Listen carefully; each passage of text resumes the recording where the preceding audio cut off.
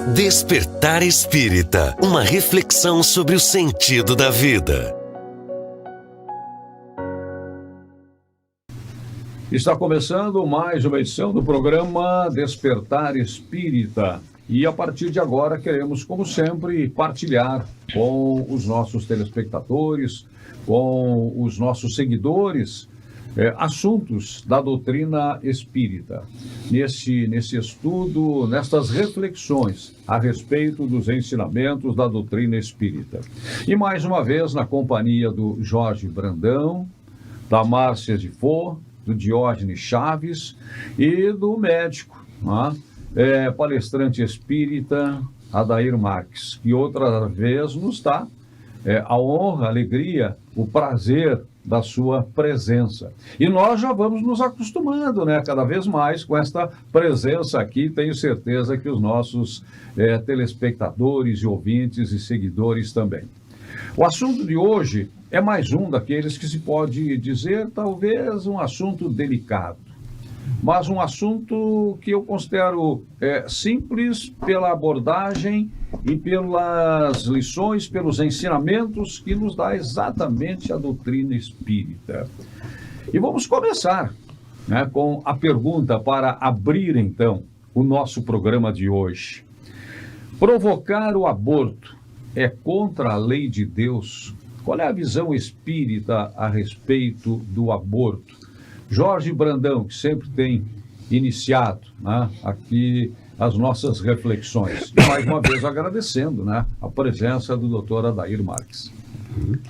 Obrigado. É muito importante, a presença do Dr. Adair nos dá também segurança, e essa questão da ciência, de andar de mãos dadas com a doutrina espírita é muito importante. E esse é um propósito, um propósito do espiritismo, de andar lado a lado com a ciência. Então nós vamos aqui falar hoje, sem apontar dedos, nós vamos falar sobre o aborto na visão espírita.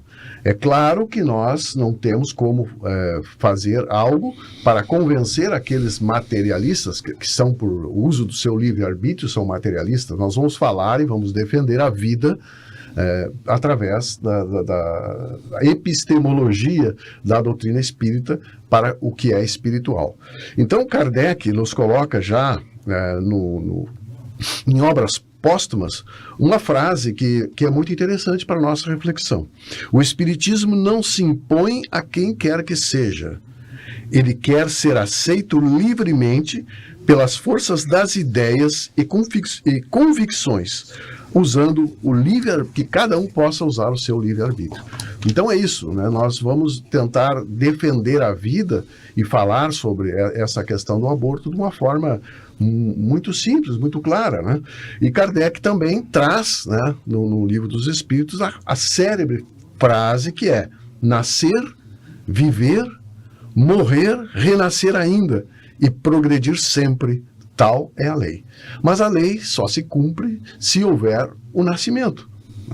E é a partir desta base, desse princípio da liberdade do ser nascer, é que nós vamos hoje conversar e vamos hoje defender essa tese que defende a vida. Márcia? Pensar em espiritismo é conectar diretamente com a filosofia da reencarnação, da continuidade da vida, desse ser espiritual, em essência. Não tem como dissociar isso. Então, essa análise, quando se fala da possibilidade da vida, através da reencarnação, da continuidade do espírito a partir de um novo corpo que se forma, realmente precisa ser feita com os critérios adequados dentro da propositura que se estabelece em escala maior ali, O que é mais importante nesse processo reencarnatório, quais são as consequências desse processo evolutivamente para uma alma que começa uma nova etapa evolutiva, e certamente o resultado e a compreensão desse contexto nos leva a uma visão diferenciada da importância desse momento enquanto vida que se inicia ali, certamente, Então, algo que venha interromper, independente de circunstâncias, de contexto, de forma que se estabeleça, né, das conjecturas ali, da individualidade de cada um, se é certo ou não é, independente disso, qualquer coisa que interrompa um processo tão grave, tão importante na continuidade da vida que Deus estabelece para todos nós, como possibilidade a partir da reencarnação, é algo que gera consequências. E essas consequências, em maior ou menor grau, muito grave muitas vezes, né? Então eu acho que é nesse viés que a gente acaba tendo que direcionar a nossa abordagem conectada com a proposta espírita para que o esclarecimento aconteça. Bem como o Jorge coloca, a intenção aqui não é apontar o que é certo ou o que é errado exatamente de acordo com a postura individual de cada um, mas nós temos que trazer qual é a visão espírita desse contexto específico, vinculando a interrupção de uma vida a partir de um aborto. Tá certo. Bem, todos nós temos, evidentemente, né, aqui nessa mesa, uma visão espírita e a abordagem terá, né? É como embasamento a visão espírita de cada um, mas também carregamos as nossas experiências e as nossas vivências em outros campos das relações humanas, né?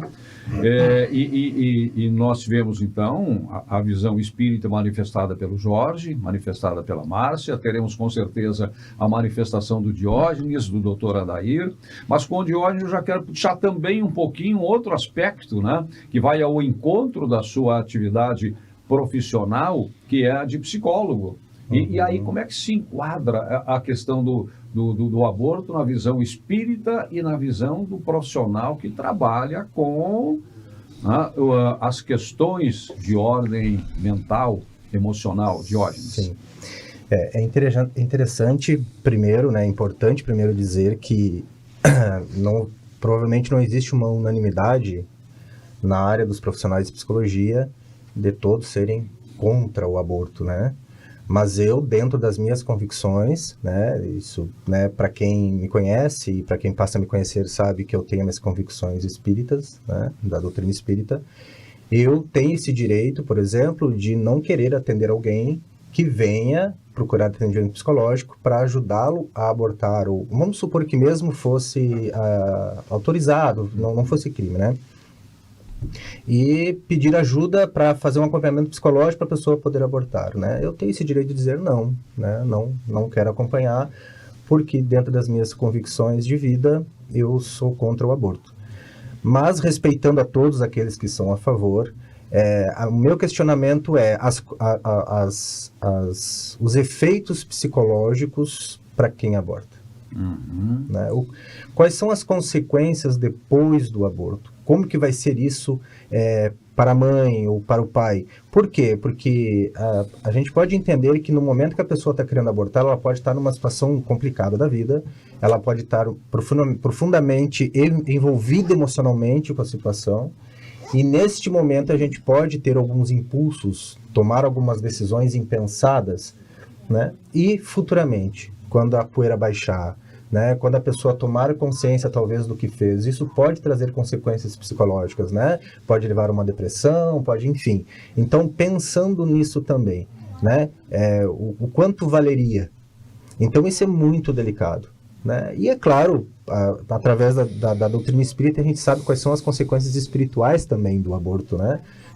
Talvez a gente vai falar aqui depois, das consequências espirituais para a mãe, para o pai, de quem faz o aborto, né? De quem o pai colaborando ali com a permissão do aborto. Então, no caso meu, como profissional, eu tenho esse direito de não querer atender, né? Mas também entendendo que as consequências psicológicas que pode causar para a mãe depois que executa isso, né? Que faz o aborto. Muito bem. Doutora Adair, talvez seja uma pergunta até simplória, desnecessária, né? Mas para a gente dar como ponto de partida e na sua primeira de muitas participações, de uma intensa participação aqui na discussão, né? Nas reflexões a respeito desse assunto, tecnicamente, o que é um aborto? Isso. Ele começou fazendo uma curva enorme para finalmente chegar no início, né? Então, a gente que é professor, vamos começar assim, pelo conceito, definição, o tipo, assim, né? Ele começou ao contrário, mas foi muito boa essa tua colocação, assim, né? Porque o que é o abortamento? O abortamento é a interrupção da gravidez, né, no caso que o seu aborto foi provocado, induzido, ela é intencional, né, de um feto, com a morte do feto inviável. Então, a interrupção da gravidez com o feto que se torna, então, inviável. Ele se torna inviável antes da 22ª semana. É como se considera tecnicamente. Ele tem mais ou menos 500 gramas, 16 centímetros de comprimento. Então, a interrupção da gravidez até a 22ª semana é o que nós chamamos de abortamento. Depois disso já é um parto prematuro. Se tu pegar uma criança com mais de 22 semanas e coloca ela em condições especiais, não conseguimos fazer ela sobreviver. Tem casos de crianças que sobrevivem, digo assim, fetos com menos de 400 gramas. Né? Nasceu vivo e a ciência, o cuidado nas UTI consegue recuperar. Né? Então, o abortamento seria antes da 22ª semana de gravidez. Bem precoce se chama quando é até a 12ª. Tardio quando é até a 22ª. Depois disso, já não se considera mais como sendo um abortamento, já é a coisa mais séria. Né? Então, essa questão da 22ª semana, vocês acompanharam, há pouco tempo o Conselho Federal de Medicina estabeleceu, né, uma norma proibindo os médicos de fazerem a assistolia fetal, né, quando a gravidez ultrapassa a 22ª semana. Ora, tecnicamente, o que é a assistolia fetal? É matar o feto antes de provocar o abortamento. Nós não podemos retirar a criança viva lá de dentro, porque com mais de 22 semanas, se eu tirar ela viva, eu vou ter que colocá-la numa estufa para salvá-la. Está vivo, está respirando, está tudo, né? Então, proibindo. Isso aí deu uma polêmica bem grande, vocês acompanharam, né? Os que são defensores do abortamento acham que isso foi uma limitação, né, do direito de abortar em casos especiais, como o estupro, por exemplo, né, que a lei permite ou justifica o abortamento.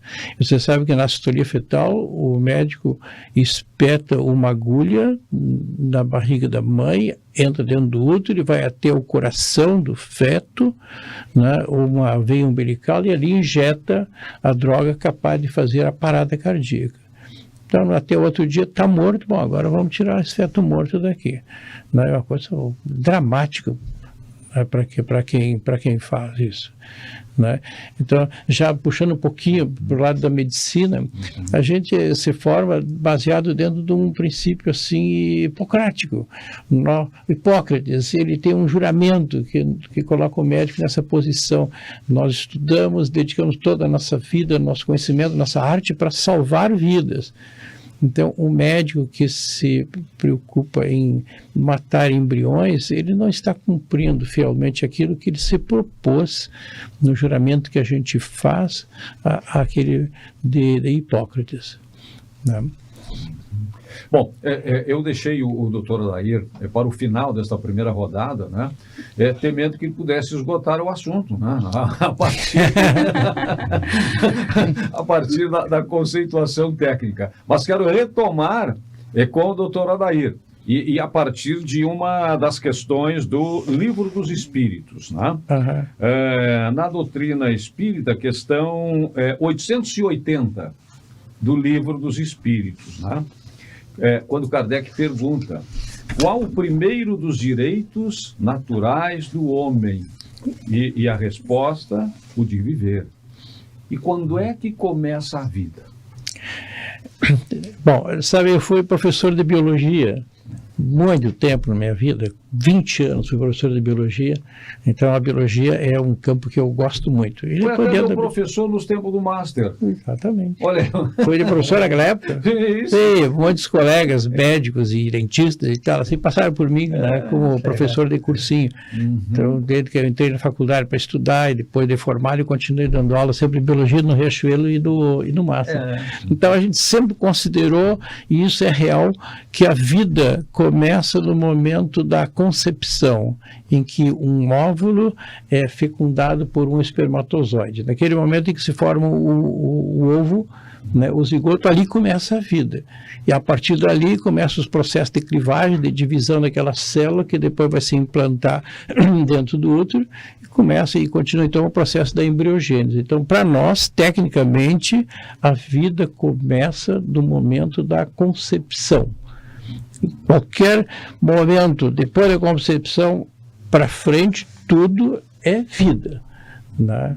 Então, se nós interrompermos o processo, a sequência, em qualquer dessas fases, nós estamos interrompendo uma vida. E agora os colegas vão falar mais sobre a questão espiritual ligada a isso, e que esse encontro dos gametas não é uma coisa, como eu dizia nas minhas aulas de biologia, ocorre ao acaso, e que esse espermatozoide, dentro de milhões de espermatozoides, encontra aquele óvulo por acaso. Não existe o acaso. Aquele espermatozoide que fecundou o óvulo foi direcionado, escolhido, porque a sua combinação genética com a combinação genética do óvulo daria o padrão genético que aquele espírito que vai reencarnar precisa ter durante aquela nova encarnação. Então não é por acaso o encontro, não é o espermatozoide mais rápido ou mais lento, é o mais hábil, capacitado, equipado para aquele tipo de nascimento que a gente está preparando. E ali já existe o trabalho da espiritualidade, André Luiz cita isso em vários casos, né, que aquele espermatozoide que é o mais capacitado, ele também é energizado pelo plano espiritual para ser mais veloz. Exatamente. Ele foi preparado para isso. Jerome Lee-Rumi, que é considerado um dos pais da genética também, né, após a Constituição de 88, quando ele veio ao Brasil, ele chegou a comentar que esse primeiro contato do óvulo com o espermatozoide na formação de uma primeira célula poderia ser dado ali, aquela célula que se origina, uma carteira de identidade internacional, dada a qualidade do que se forma ali já. A partir da formação daquela primeira célula, aquela formação já imprescinde da atuação da mãe diretamente, para que se torne uma vida adulta. Ela só precisa da nutrição da mãe. O resto ela faz totalmente sozinha, em sua individualidade, em sua potencialidade, todas as diferenças que se estabelecem ali, a constituição daquele órgão, zigoto, fantástico. A partir daquele primeiro contato ali inicial, ele já explode por si só na possibilidade de vida, né, precisando apenas realmente desse acolhimento materno para a nutrição necessária ali naquele instante. Né? Eu gostaria de até quando o Vicente colocou a pergunta 880, qual é o primeiro de todos os direitos naturais do homem, eu gostaria de colocar a resposta aqui. Bem, como ele disse, é bem longa. Né? Resumidamente, o primeiro de todos os direitos naturais do homem é o de viver.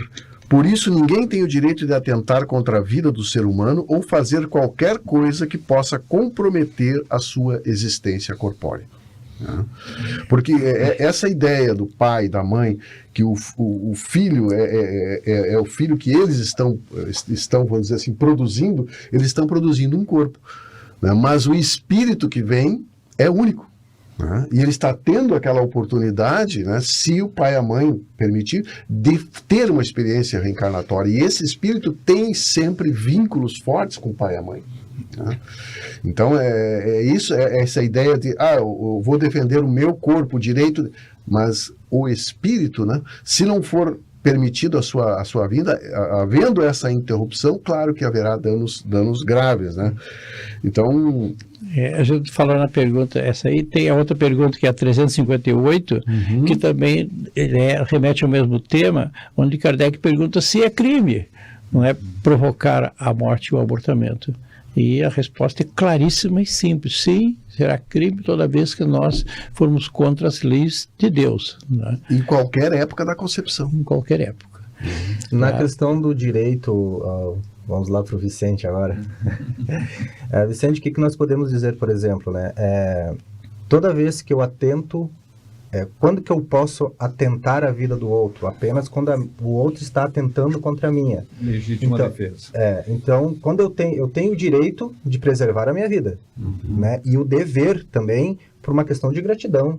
Né? Foi me dada essa oportunidade, então eu tenho o dever de me proteger nesse sentido. Então, eu sempre gosto de resumir nisso. Eu jamais posso atentar à vida de alguém se este alguém não está atentando à minha. Então essa criança ali no útero, ela não está atentando à vida da mãe ou de quem quer que seja, a não ser, né, que tem ali no livro dos espíritos, quando a mãe corre risco de morte. Então, neste caso, assim como a criança, assim como a mãe não tem o direito de atentar contra a vida da criança, a criança também não tem esse direito. Vale para os dois. Então, salve-se a vida, né, de quem já existe. Isso é um excludente de ilicitude, né? Na questão 359, que é o único caso que a doutrina espírita coloca, o espiritismo coloca como exceção, porque aquela vida, né, a resposta é preferível sacrificar o ser que não existe ainda do que aquele que já existe. Né? Ou seja, ele não existe no mundo terreno, então, mas aquele que está no mundo terreno encarnado, ele vai ter a preferência para manter a sua vida. Né?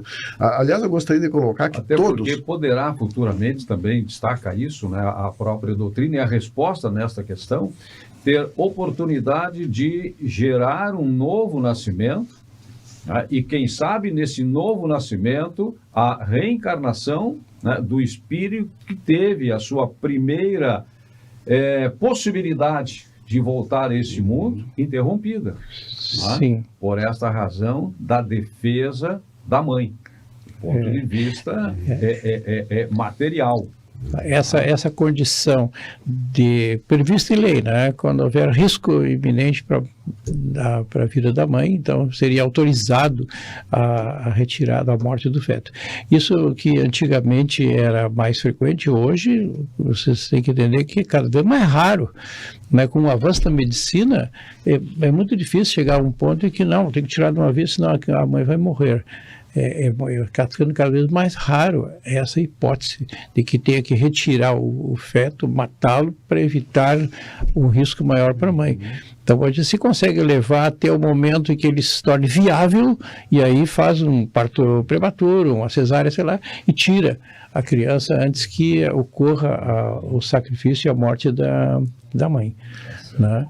Então, justamente pelo avanço da medicina, é que hoje a principal tese em defesa do aborto justamente é a questão do direito da mulher, né? E aí entra realmente... Mas aí já não é mais uma questão da medicina. O direito da mulher já não é uma questão médica, é uma questão dela, do direito dela. Não, o corpo é meu, diz ela, eu faço o que eu quero. E foi como ele falou, na verdade, o corpo não é da mãe, mas no momento que o embrião está lá dentro, o feto está lá dentro, é um outro ser completamente diferente, uma outra genética, uma identidade já, como o outro dizia, né, no momento que houve a fusão dos gametas. E aqui tem um aspecto bioquímico bem interessante, você já deve ter lido sobre isso.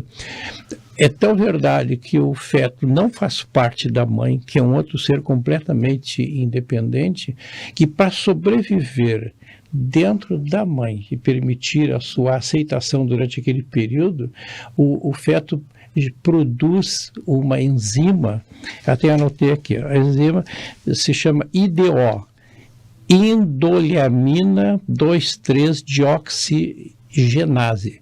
Essa enzima interfere no triptofano, diminuindo a produção do triptofano, e esse triptofano ativa a produção das células defensivas linfócitos T da mãe, que provocam a eliminação de qualquer elemento estranho que a gente tem no organismo. Então, os linfócitos T são células defensivas, que todo mundo tem, as mães têm. Se ele não fizesse isso, ele acabaria sendo eliminado por ela. Sendo confundido com o corpo estranho. Com o corpo estranho. Então, para não ser confundido, ele produz esse IDA, que diminui a produção de linfócitos T da mãe, que ela então aceita, tolera aquele corpo estranho, né, enquanto... Passa despercebido. Isso, passa despercebido. Isso é tão interessante, essa questão do IDO, que muitas doenças do tipo autoimune, que estão ligadas a esses linfócitos T, que atacam as células normais do próprio corpo, melhoram durante a gravidez por conta desse IDO. Né? Então, ele diminui a produção de linfócitos T da mãe e, com isso, ela também para de sofrer as dores da artrite reumatoide e das outras doenças autoimunes que ela tem. Aí, passada a gravidez, voltam os sintomas da artrite reumatoide. Então, seus linfócitos T voltam a aumentar a produção. É bem interessante. Mas, então, esse negócio do IDO é uma prova bioquímica de que não pertence à mãe, é outro ser que está lá dentro. Que já sabe se defender. E já está se defendendo também. né? Já tem Mas na questão esperteza. das barrigas de aluguel, que não carregaria o DNA da mãe de aluguel, né? Não há essa interferência, Verdade. sai a criança com o DNA dos pais ali, né? Que fizeram a doação. Sim, claro. Ou seja, não tem a interferência da mãe ali. Porque se fosse dela, teria uma interferência Puramente dela no nutrição. E a interferência emocional que a gente sabe, né? Claro, Vai ter claro, aquele claro. contato. Bom, e assim, já que estamos falando de genética, né, como a criança é dependente da mãe, porque ela tem da mãe apenas metade da bagagem genética. Então, ele é um estranho, porque a outra metade não pertence à mãe. Se fosse exatamente a mesma bagagem genética, eu acho que nem precisava fazer o IDO, né, porque ela ia aceitar, mas ela é um estranho, ela só tem metade da genética da mãe. A outra genética é estranha, é diferente, por isso... Aliás, é importante lembrar que todos aqueles que são a favor do aborto já nasceram, né? Uhum. Então, é fácil, às vezes, tu ser a favor do aborto quando tu já teve a oportunidade de estar aqui, né? Já está com a oportunidade. É de perguntar para essas pessoas, e se tua mãe tivesse te abortado, né, será que tu não te sentiria prejudicada, né, por ter privado a oportunidade, né, Bisonha, de estar agora aqui nesse mundo fazendo a defesa das tuas teses, né? Imagina como é interessante isso, né? Que as pessoas defendem, mas já estão vivas, né? Que um dia alguém defendeu ela também, não permitiu que ela morresse antes de reencarnar. E nessa questão do direito da mãe também, né, é importante lembrar, nós, à luz da doutrina espírita, fica fácil lembrar disso, que nós somos usufrutuários desse corpo, né? A mulher é dona do corpo usufrutuariamente, ela está ali na posse de uso para uma finalidade, mas ela não é dona do embrião, né, que se forma ali, como já foi colocado. Então, a gente está temporariamente utilizando de uma bagagem corporal para um processo evolutivo, né? Por isso somos co-criadores e não criadores, né? Quem cria é Deus, né? Uhum. Então a gente faz esse trabalho de co-criação, né? É verdade. Eu quero deixar uma questão aqui, já estamos chegando no final da primeira parte, né? Antes do nosso intervalo, e para a retomada do programa, que vem da questão 357. Nós falamos aqui em algumas questões, tá? Do Livro dos Espíritos, como de outras obras também. O Jorge iniciou com obras póstumas, né, de Allan Kardec. E aí falamos sobre a 880, a 358, a 359, e a questão 357, que eu quero deixar aqui para retomar essa nossa reflexão a partir dela. Na questão 357, quando Kardec pergunta quais são, para o espírito, as consequências do aborto.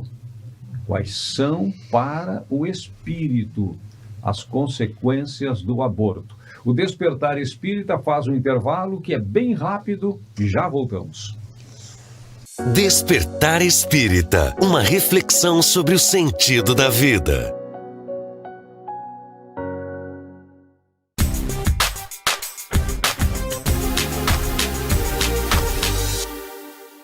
O município de Dilermando de Aguiar, localizado no coração do Rio Grande, tem a educação não apenas como uma prioridade, mas também como uma oportunidade para promover a sustentabilidade e a inclusão. Além disso, a rede municipal de ensino recebeu um importante impulso com a distribuição de uniformes completos a todos os alunos. A UBS São José da Porteirinha e a UBS Central são os pilares do sistema de saúde local, oferecendo uma gama abrangente de serviços para atender a população com atendimento médico diário na sede e equipe da Unidade de Saúde da Família no interior. Uma das principais ações para os agricultores do município é o Programa de Incentivo para o Agricultor Familiar, que oferece suporte técnico para os pequenos agricultores locais. Diante da necessidade crescente de estreitar laços com a sociedade, o CRAS desenvolve o Circuito Criativo. Dança e brincadeiras tornam-se elementos essenciais, proporcionando não apenas diversão, mas também estimulando a saúde física e mental dos participantes. Dilermando de Aguiar, Cidade Luz, Porteira do Pampa, tem em sua gente o seu maior legado de trabalho e desenvolvimento social. Invista no município através do programa Cidade Empreendedora e Balcão do Cidadão. Cuidar da cidade é cuidar das pessoas.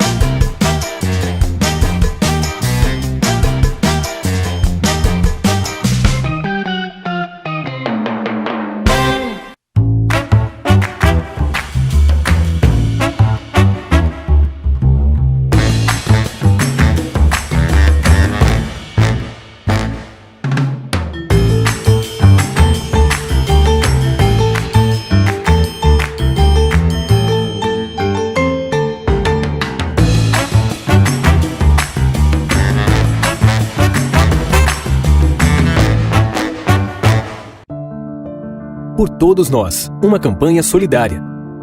Vamos dar voz a iniciativas que estão ajudando a reconstruir nossa cidade e região e que dão esperança aos nossos corações. Escaneie o QR Code, conheça mais ações e ajude o coração do RS. Por Todos Nós, uma iniciativa do Grupo Diário. Está procurando um local para a realização do seu evento? No centro da cidade, o Avenida Tênis Clube conta com a estrutura perfeita para atender às suas necessidades. Formaturas, casamentos, festas de aniversário, palestras, convenções e muito mais. Contamos com diversos salões para todos os tipos de eventos. Confira em nosso site www.atc.esp.br ou ligue na Secretaria do Clube 30 3381 11. Faça agora sua reserva e garanta o sucesso do seu evento.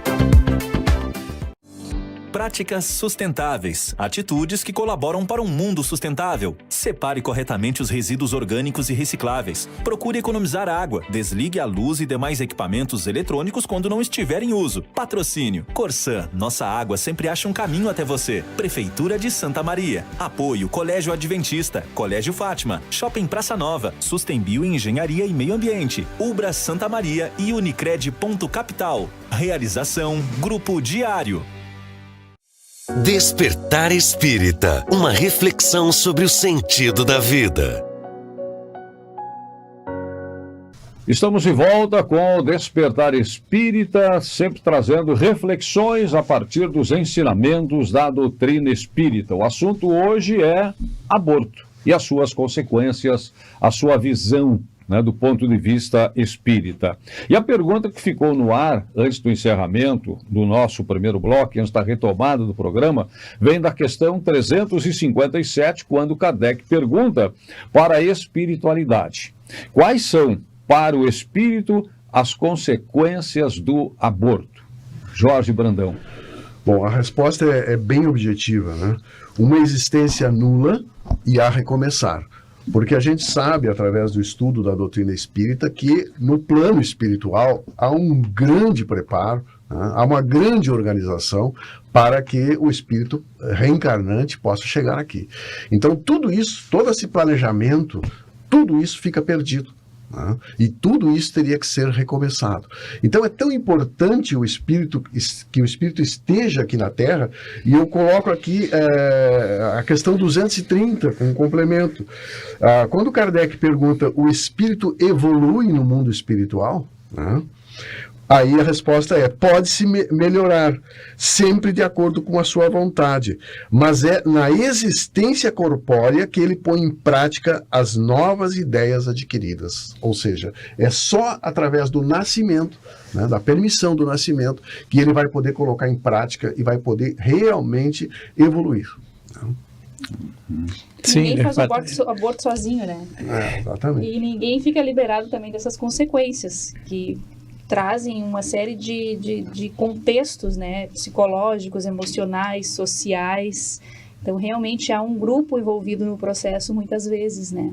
Aliás, eu tenho para mim, desculpa, doutora Daí, eu tenho para mim, né, que na verdade, a vida do ponto de vista médico, científico, biológico, tem o seu momento para começar, né, nesse processo reencarnatório, a ser vivido a partir, então, desse fenômeno. Mas, para mim, tudo começa bem antes.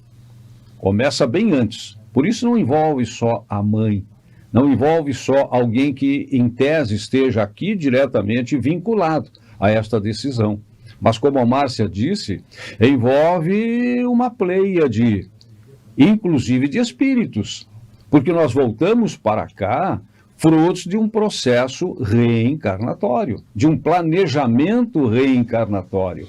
E o planejamento reencarnatório não é decisão única, não é decisão minha ou de quem quer que seja. É decisão daqueles com os quais eu vou conviver nesta existência, familiares, colegas, amigos, nós que estamos agora aqui nos encontrando nesse espaço de discussão da doutrina espírita.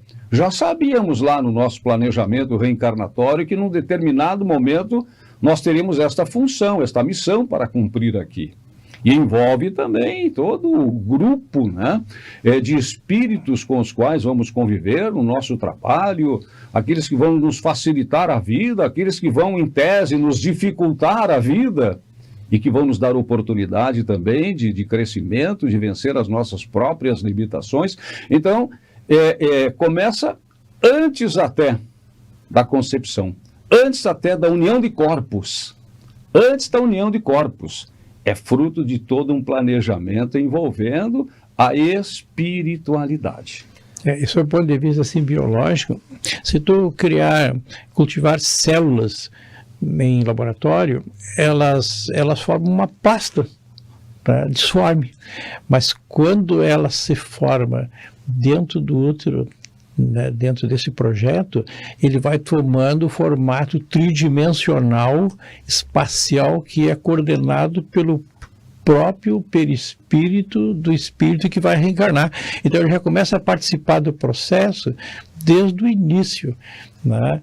Então, dentro da nossa visão espiritual, começa desde o início. No momento em que se juntou os gametas, ele já está participando junto, fornecendo o seu perispírito como modelo organizador biológico para dar o formato tridimensional daquela estrutura que está em desenvolvimento embrionário, né? Se tu desenvolver células de laboratório, ela não tem o formato do órgão, é uma plasta.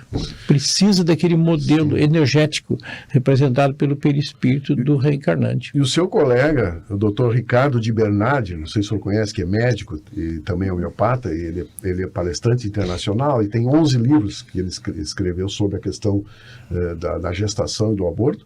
Ele coloca assim, uma frase interessante: gestação, o ninho da reencarnação, o mais fantástico fenômeno de materialização de um espírito. É mesmo. E é incrível, né?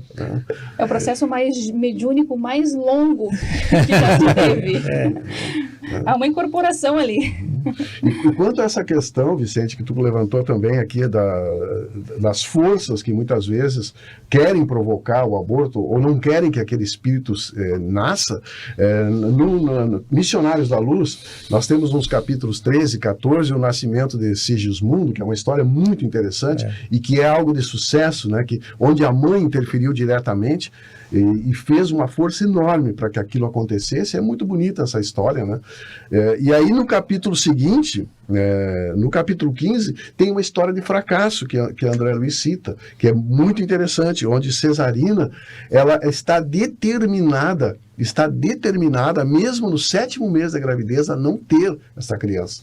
E ela faz de tudo, né, para que isso não aconteça. E aí os espíritos colocam que é muito importante que a mãe, porque a decisão da mãe, ela nunca vai, os espíritos não conseguem mover se ela está determinada. Se é espírito inferior que está influindo, se é o pai que não quer, se é outras pessoas, a espiritualidade ainda consegue interferir durante os sonhos e consegue influenciar a mãe. Então eles pedem que a mãe faça preces, porque às vezes ela recebe uma pressão da sociedade, uma pressão do pai, uma pressão de alguém, mas que ela faça preces, porque amparo não vai faltar. Mas pensando, a gente falando de todos esses bastidores que se movimentam num processo de gravidez, enfim, né? O Vicente trouxe a espiritualidade, todo o movimento que é feito na espiritualidade, o projeto reencarnatório e tudo mais. A gente fica pensando da importância da mãe, do tamanho da importância da mãe, do pai também, nesse apoio, né, de estar junto, apoiando, porque pensa assim, quando a gente pergunta, principalmente isso acontece no Dia das Mães, né, quem é que te deu a vida? É natural que as pessoas digam, foi minha mãe. E na verdade não. Nós não temos esse poder de dar a vida. Quem dá a vida é Deus, né? Quem dá a vida é esse engenheiro que faz todo aquele processo de concepção. A mãe nos garante o direito da existência. Olha a importância. Ela nos garante o direito de existência. Por isso que quando Jesus diz honrar pai e mãe, nesse sentido de honrar mãe, é isso. Ela não nos abortou. O Raul Teixeira fala isso, né?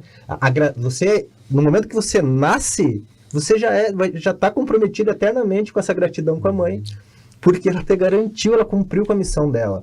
E o pai junto ali, né, auxiliando, ajudando, confortando nesse processo. Então, olha, se as mulheres, né, pensando assim, que talvez sejam a favor do aborto, se elas tivessem a noção dessa importância no processo natural de tudo, imagina, antes ela já está sendo preparada, o espírito já está rondando, já está entrando em contato com a família para ver onde é que ele vem, tudo, Se né? aparece em sonhos, Em pai, para sonhos. mãe, Aí, de vai ser repente, chegando. de repente vem ali e às vezes num gesto impensado, não, vamos lá, aborta, tira, pronto, resolve o problema, segue a vida. Meu Deus, olha o que tudo está por trás. Doutora Daíra, eu gostaria que o senhor lembrar o senhor daquela moça que foi no seu consultório.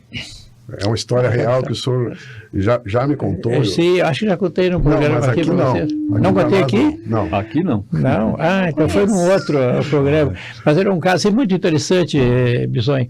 Eu estava atendendo e aí chegou no meu consultório uma paciente que vinha constar pela primeira vez. Jovem ainda, de 20 e poucos anos. Aí ela sentou na minha frente, eu anoto ali o nome e tal, e coisa assim. E quando eu estava escrevendo, ela olhou para mim e disse assim: doutor, hoje eu não vim nem para consultar. Eu vim só para lhe conhecer e lhe agradecer, porque um dia o senhor salvou a minha vida. Mas eu acho que era quando eu trabalhava no pronto-socorro, eu devo ter atendido essa criança lá, alguma coisa assim. Mas eu vou lhe contar, doutor, o que aconteceu. Há muitos anos a minha mãe morava no interior e estava grávida no primeiro trimestre e teve rubéola.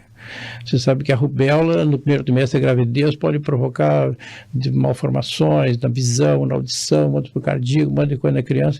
E aí os médicos lá na cidade dela recomendaram que ela fizesse o abortamento, chama de terapêutica, na verdade não é terapêutica, não é tratamento nenhum, para evitar que nascesse uma criança deformada, doente.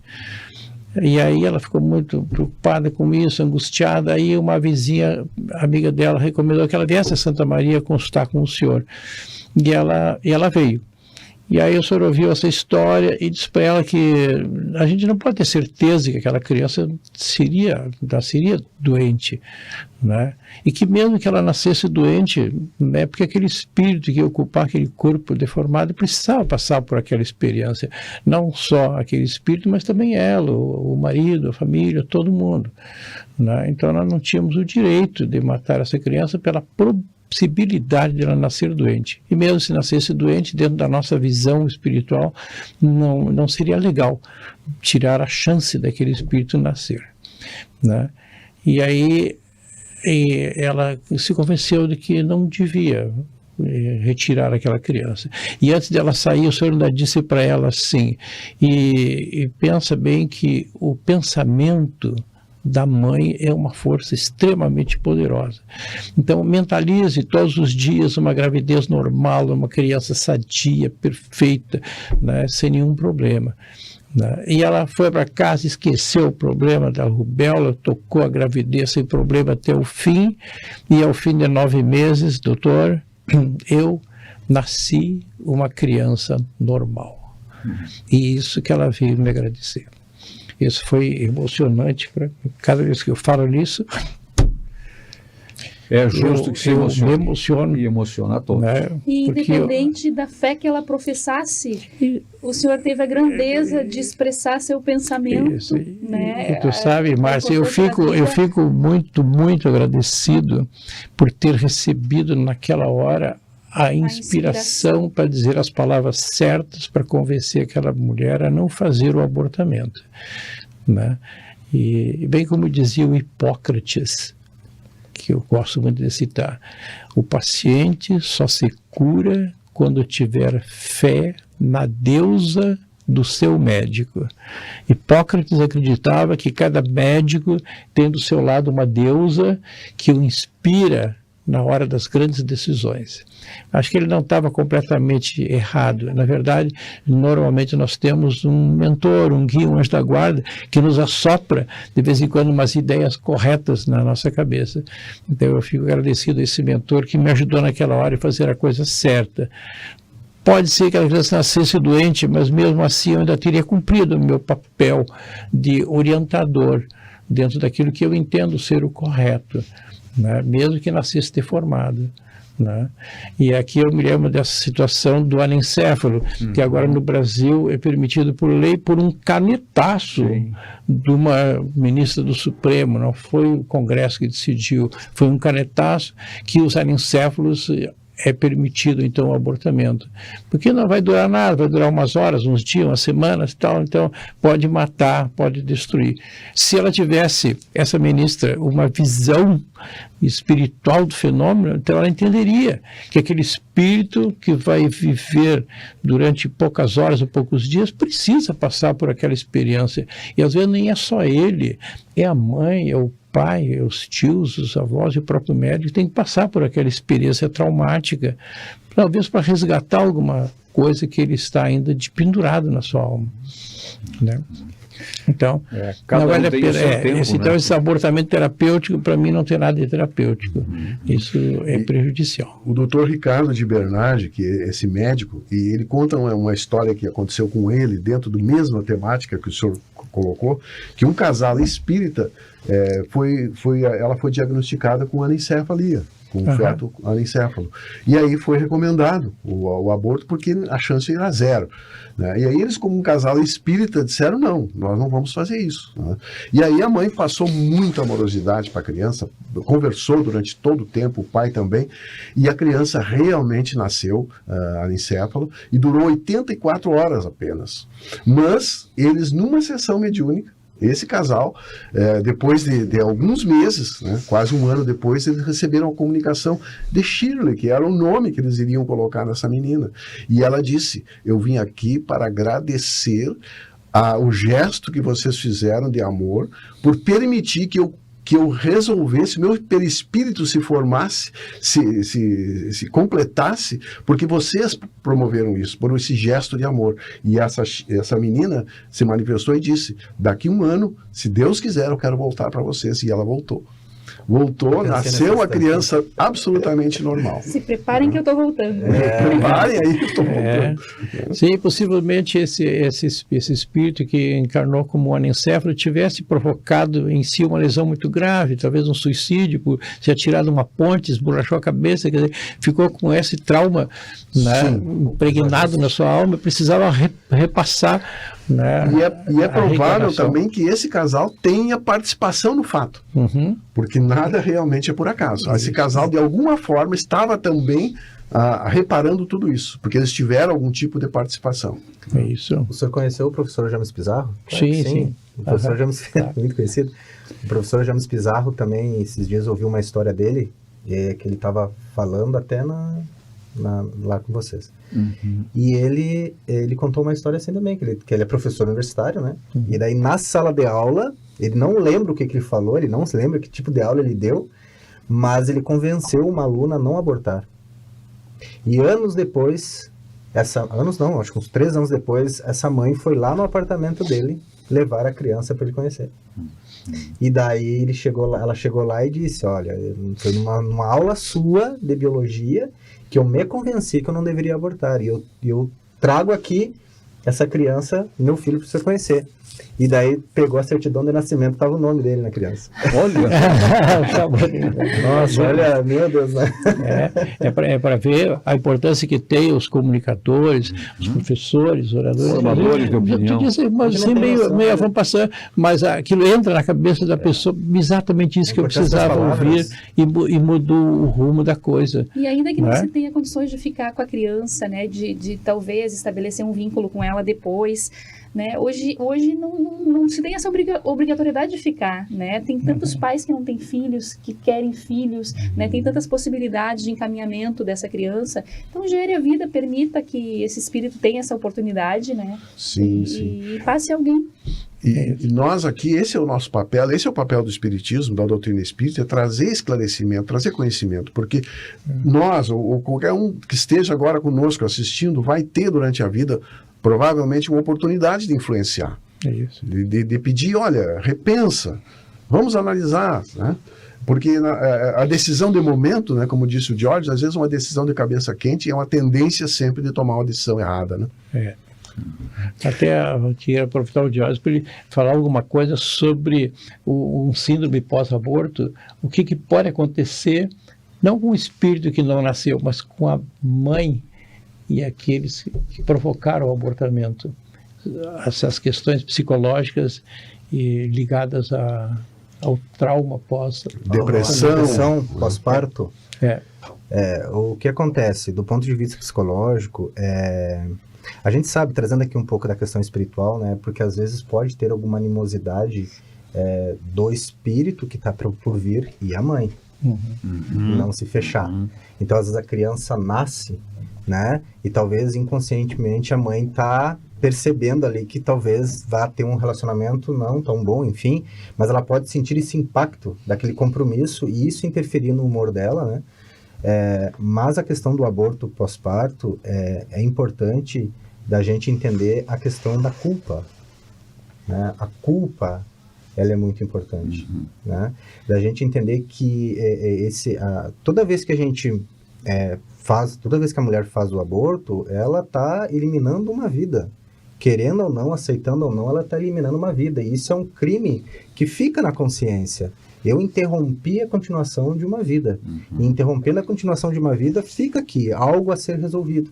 E isso, né, pode ir aumentando, né, virando uma bola de neve, e lá na frente ela não conseguir suportar isso, né?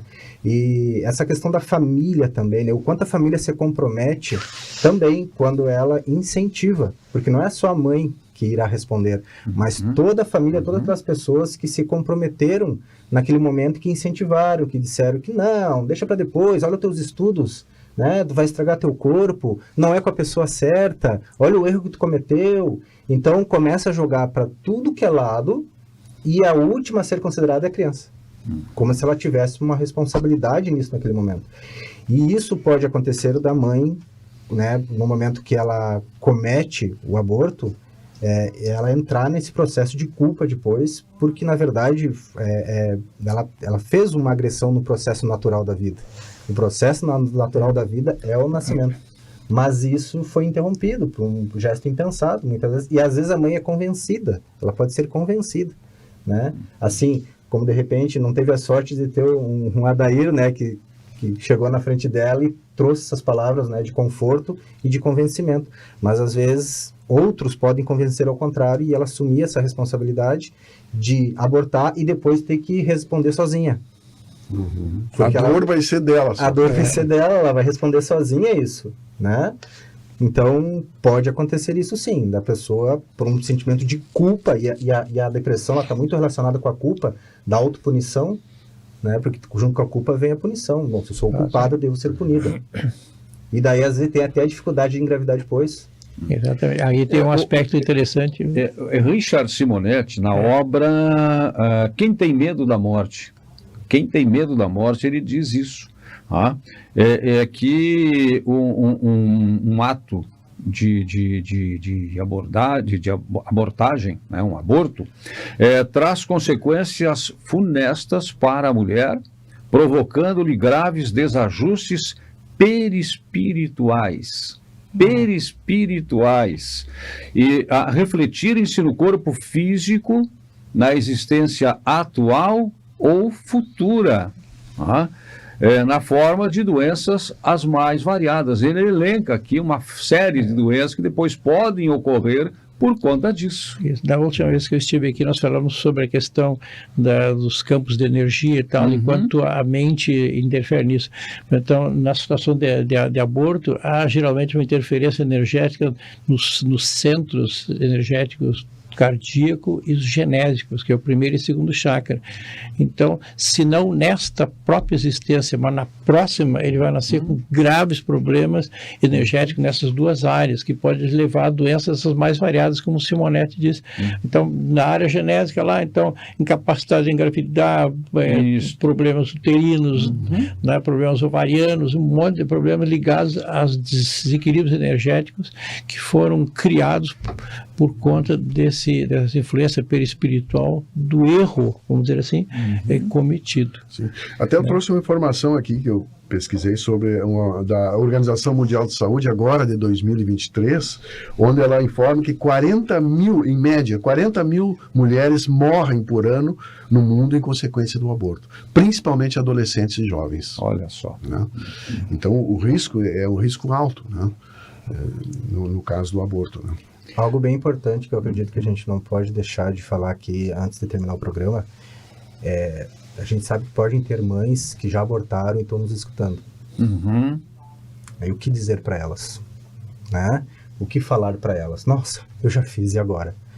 É sempre importante a gente entender que Deus, Ele nunca vai nos abandonar, Ele nunca vai nos apontar o dedo, nos julgar, né? E a gente sempre tem a possibilidade de mostrar um melhoramento moral e isso ser abonado. Deus nos perdoa, né, se a gente provar um melhoramento moral. Então, para aquelas mães que abortaram, é claro que ela não pode voltar lá no passado e consertar aquilo, né, mas a gente pode pegar aquele pensamento do Chico de construir um novo fim, né, quando ela pode, por exemplo, criar algum projeto, fazer parte de um projeto para ajudar mães a não abortar, quando ela pode adotar uma criança, tem tantas coisas que ela pode fazer, né, para poder mostrar para si mesmo e até para aliviar esse sentimento de que talvez tenha sido um ato impensado e somente agora eu tenho consciência disso, mas o conserto que a gente fala é isso, é trabalhar no bem. Sempre que a gente trabalha no bem, sempre que a gente aposta no amor, a gente consegue, né, ajustar as coisas. Não é está feito, não tem mais saída, eu estou condenada. Não, Deus não condena desse jeito, né? Deus é um Deus... Tem uma conclusão, perdoe, Jorge, tem uma conclusão, inclusive, de um trabalho que eu também examinei, da Federação Espírita, que é exatamente o que o Diógenes acaba de colocar. E em texto diz o seguinte, diante da gravidade da prática do aborto e consideradas as consequências para quem o pratica e para quem o sofre, a doutrina espírita consoladora que nos fala da misericórdia divina e propõe como forma de recuperação e reajuste o trabalho no bem, a prática da caridade e a dedicação ao próximo necessitado, que são capazes de edificar a vida em todas as suas dimensões, porque, como nos ensinou Jesus, o amor de Deus não condena, antes ampara e reconforta, oportunizando o recomeçar. Era exatamente isso, eu ia falar. Olha a sintonia, Então, terminou o nosso tempo, doutor Adair. Então, pedimos hoje, com a concordância, né, dos nossos companheiros, que deixe aí a nossa mensagem final. Isso, então eu agradeço a vocês a participação nessa mesa, tão bem acompanhado, vocês aprendi coisas interessantes aqui, muito obrigado, e eu quero dizer para todas as pessoas, né, que observe isso e que procure pensar a questão espiritual, ética e moral do abortamento, e que dentro do possível evitem praticar isto, porque terá graves consequências espirituais, né, para aquele que não conseguiu encarnar e principalmente para aquele que provocou o abortamento. E aí eu coloco também nesse mesmo bolo o médico que fez o abortamento, ele também estará gravemente comprometido do seu ponto de vista espiritual. Mesmo que hoje ele seja ateu, um dia ele vai tomar consciência disso. E aí, nesse momento, ele vai ter que corrigir esses erros, né, em existências muito mais difíceis. Tá? Que Deus ampare a todos nós e ampare especialmente o nosso Rio Grande, passando por essa dificuldade tão grande agora. E se um coração foi tocado hoje com o nosso diálogo, então valeu a pena o nosso trabalho. Né? É verdade. Despertar Espírita termina aqui na sua edição de hoje, mas a vida continua nesta e em outras dimensões. Até o nosso próximo encontro. Meus amigos queridos que assistem o programa Despertar Espírita na TV Diário, no YouTube, Renato Prieto, o André Luiz, do filme Nosso Lar 1, Nosso Lar 2, Os Mensageiros, meus amigos queridos do Rio Grande do Sul, da região central, de Santa Maria, eu quero fazer um convite que é muito importante. O O programa Despertar Espírita vai fazer alguns programas para fazer um debate sobre o livro Os Mensageiros, sobre o filme Nosso Lar, em que vocês poderão tirar novos ensinamentos. Então, não deixe de assistir esses programas nos dias que eles forem apresentados. As informações serão dadas a vocês aqui no link ou aqui na frente desse bate-papo com vocês. Um abraço, assistam o programa, prestigiem todas as pessoas que divulgam a nossa bela doutrina codificada pelo nosso amado Allan Kardec. Parabéns, Despertar Espírita.